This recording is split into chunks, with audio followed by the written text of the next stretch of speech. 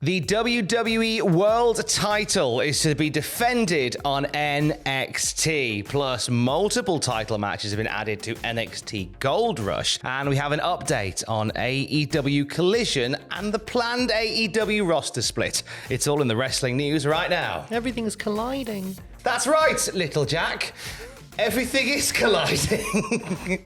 And we will deal with that collision in a minute, Mother. But right now, let's deal with the collision of brands that took place on NXT last night. Yes, because the WWE, the World Heavyweight Championship, the one held by Seth Rollins. The undisputed WWE World Championship. No, the Rollins one, they're all undisputed.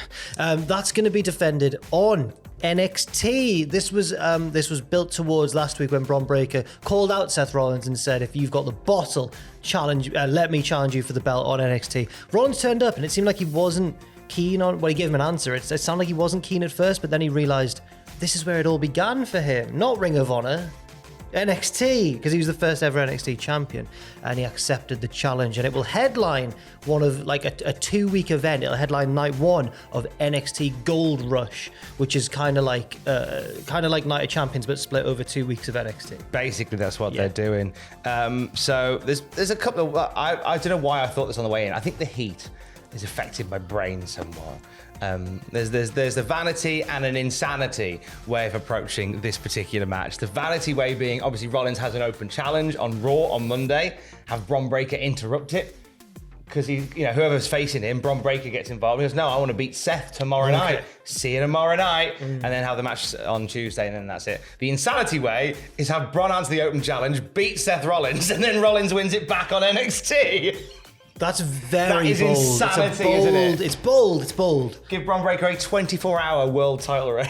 It would certainly be shocking in that moment, and it would make him a more familiar name to many people. Had I been running on less than about 2 hours sleep, I would completely poo-poo that idea. I don't know if it would help him in the long run, though. Yeah. Don't see this as a judgment of my honest and true beliefs. Okay. All right. Hey, you know what? If he were to beat him, that would be massive. And I don't think if Bron were to beat Rollins, he shouldn't bother staying in NXT. He should just carry on being on Raw from then on, because he's got nothing left to do in NXT, bro.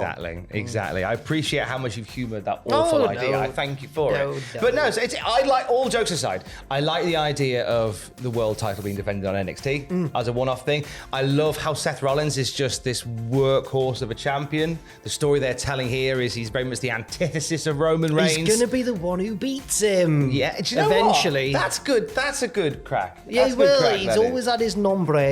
He's now they've, as you mentioned, they've set him up as like the opposite of Roman, and you could argue the more deserving champion. If you go through all of Roman Reigns' title defenses since he won the Universal title, Seth Rollins really is that sort of that slight beat on the radar, innit?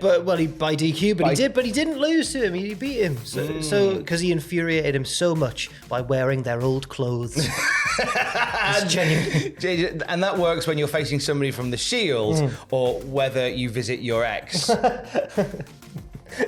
Both are effective. Is that my frock? No, it's mine. Oh, it just looked like mine. Meanwhile, other title matches were getting set for Gold Rush. Gold Rush, like you say, is going to be a 2-night event. Yeah, spread over 2 weeks of NXT. I believe it's spread over 2 weeks. That's what Fraser was saying upstairs. They've done this before with events. Yeah. I've seen to think that they've done this before. They've had 2 week. The fact that it's called night 1 and night 2, not week 1 and week 2, makes me think it's actually closer together in date. Is it in the same week? I'm just going to check. No, I'm pretty sure that it's all as it is. Well, fair enough then. But many more things have been added to both nights, but we're focusing for now on night 1. Mustafa Ali will serve as the special guest referee when Wes Lee defends the North American title against Tyler Bate. This was suggested by Ali, a match suggested by him when he was saying, Wes and Tyler, you can still be friends, but also competitive rivals. Lee and Bate, then they beat Joe Gacy and the Diad as well. So that's all. It's all happy for now. It's all happy for now. But what will happen when they wrestle for the belt with Ali as special guest referee? I suspect he's going to somehow get a title shot out of it. I reckon so. I reckon this is him weaseling his way in.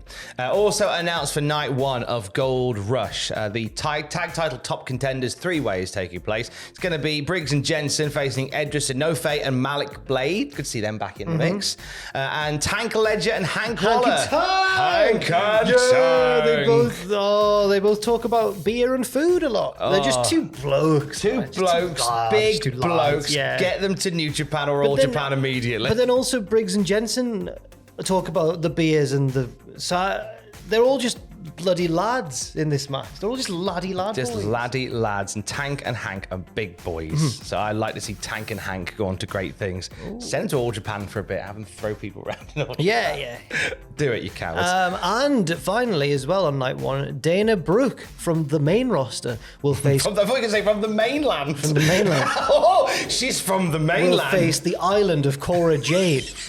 Cora Jade Island of irrelevance. She slapped Dana Brooke backstage last night, leading to Brooke attacking her during her match against Thea Hale.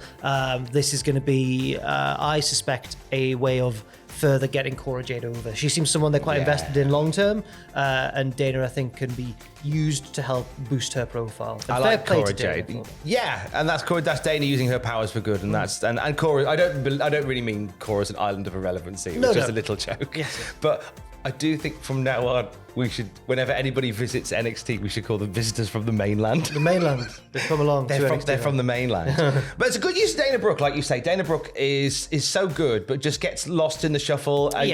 Sometimes gets memed as a bit of an also ran. So I think this is a nice use of it. I like her. I like her as well. On to night 2. Tiffany Stratton will defend her NXT Women's title against Thea Hale. Come on, Thea Hale. Do it for Chase U. Let's do a thing. But also, Baron Corbin is going to be facing Carmelo Hayes for the NXT World Title. Yes, Mello don't miss though, so I think this, like Dana Brooke and Cora Jade, this is going to be a way to boost Carmelo Hayes' profile. Or, I guess, Dolph Ziggler did it already. You could have Baron Corbin win as a main roster superstar, win the NXT title, but I think in this instance, it's more helpful if they show how strong Carmelo Hayes is by beating a main roster, an established name like Baron Corbin. I think it's all set that way, despite the fact that after Baron Corbin became the top contender last night, where Carmelo Hayes hit him with nothing but net and leave him laying. And I always worry, so close to... Oh, no, he's the last one standing. And in the feud, sometimes that's reversed. And the actual result of the... No.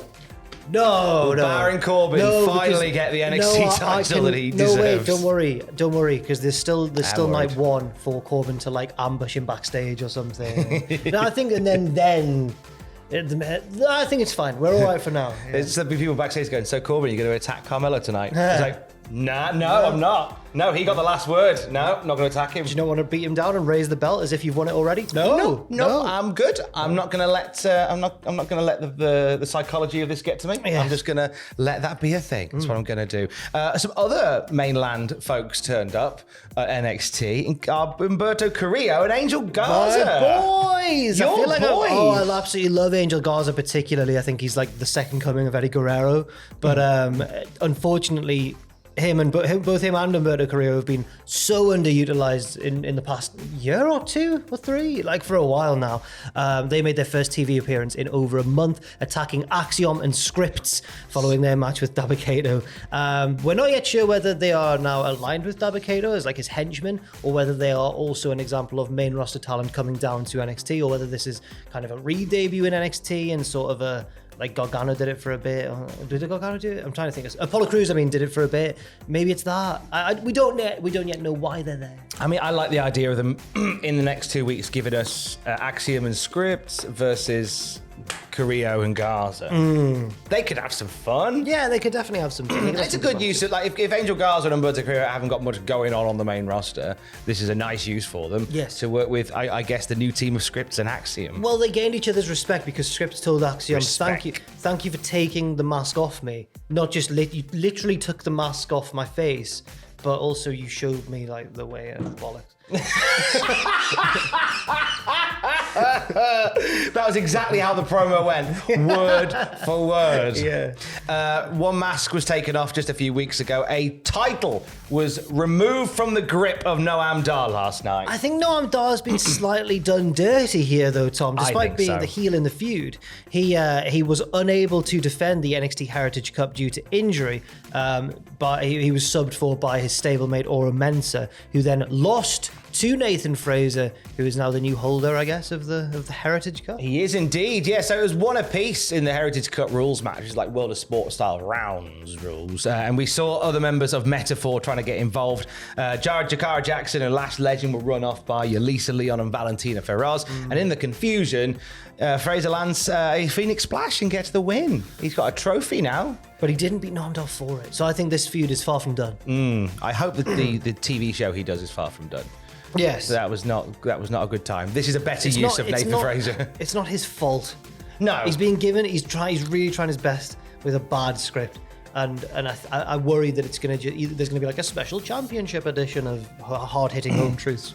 Yeah, no, I don't blame him. It's like trying to write an essay on a trifle. Like you can only do so much with bad input. Yeah. But I think this is a great use of him as a round style champion. I think it leans into his heritage as well. Yeah, it's all good. It's all good. And Noam Dar on crutches, I think, is even better as the leader of the Metaphor. You sneeze. Hay fever and hot heat in the UK. We do not cope well. You're right. Take a moment. You're all good. Fine. Yeah. It's not even that hot compared to places in America, and this is, everybody complains about like, oh, you always wear when it's hot. But we live in a country where all our homes are built to insulate and keep heat in. I just feel a bit silly after sneezing there. Why? I feel a bit silly. Why do you feel silly? I don't know. Why do you feel silly? I don't know. You're amongst friends here. Did a little sneeze on camera, didn't I? Don't worry about it. Some people that are into it. Let's wrap up this news. Not every day you win the treble with Manchester City. Jack Grealish is bringing back the Brummie accent single-handedly. He's making it cool. He is doing God's work. Yeah. I couldn't, so Jack Grealish will. Let's end on some news about the roster split for AEW. Tony Khan's having a chat with Barstool Wrestling about Collision and says that the show is an opportunity to better serve and showcase the talent. Yes, he said the roster we have is so strong. I believe we have so many great wrestlers. It's impossible to showcase them all in 3 hours of television. Now it's a much better opportunity with 5 hours of television. Across 5 hours, we can really utilize the roster much more frequently and utilize our great wrestlers more than they've ever been used before. So I'm very excited. I'm going to feature certain talent on certain shows. This is the crucial bit, but I haven't drawn any hard lines or locked us into any kind of a split of a roster. Absolutely, but he does mean that people will be able to go from certain shows. He mentions that champions will be able to go between certain shows. Like if you're a champion in AEW, you're a champion across all of AEW. I think this is probably wise because you remember when Vince came out and tried to do the wild card rule and everyone went, well, why did you do the roster split in the first place? And then eventually the wild card rule got ignored itself and it didn't really work. I think in avoiding a hard defined roster split, Tony's been wise here because it gives him more booking flexibility should he need it. Yeah, he hasn't over-egged the pudding on this occasion. What was that then? It's all this. It's all the heat and the dust. We should finish. Let's go. This was free. Don't worry. For the latest wrestling news throughout the day, you can check out Cultaholic.com. Stay safe. Love you. Bye.